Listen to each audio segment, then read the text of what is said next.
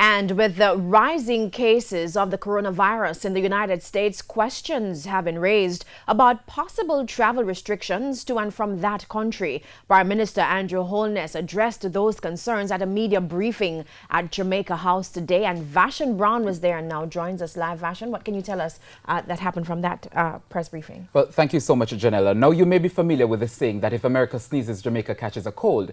Well, it's why there are concerns given how fast the coronavirus is spreading throughout the U.S. In fact, several states have imposed states of emergency as health officials continue to scramble to contain the spread. Now, tourism aside, Jamaicans regularly travel to the U.S. In response to all of this, Prime Minister Andrew Holness says the government is closely monitoring the developments in the United States. In the United States, more than 750 reported cases of COVID-19 have been detected in more than 30 states, prompting many to declare states of emergency. Prime Minister Andrew Holness was asked whether the government was considering travel restrictions for the U.S. We presently have not issued, but I would say to the public, please rest assured that we are analyzing the situation and we will make the decisions in favor of public health and safety. Mr. Holness says he understands that the announcement of a COVID-19 case in Jamaica will no doubt raise concern and uncertainty in the minds of the public, but he again insists that while there may be concern and fear, there is no need for panic. I give you my assurance that the government will provide accurate and verified information in a timely manner on all pertinent matters relating to COVID-19.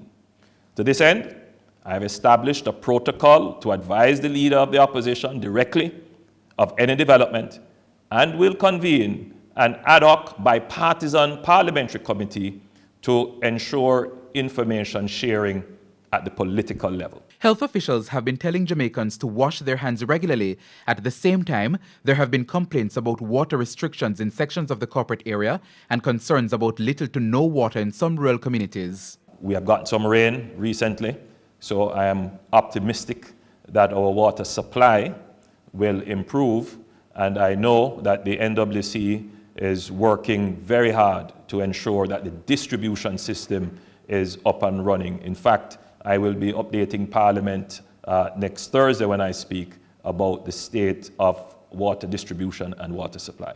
Meanwhile, Mr. Holness was asked about the implications of the coronavirus on the calling of the general election.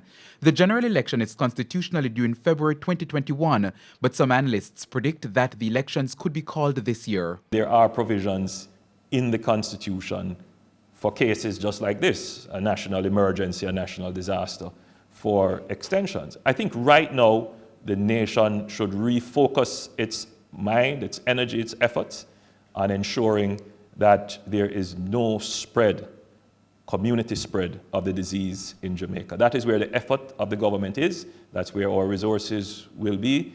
The considerations of elections, which I am seeing floating around right now, it is unnecessary. Now, Mr. Holness says he has advised through the Cabinet Secretary that all government officials, including ministers, not undertake non-essential travel at this time. So what about schools? The Prime Minister says financial provisions have been made for schools to acquire hand sanitization products.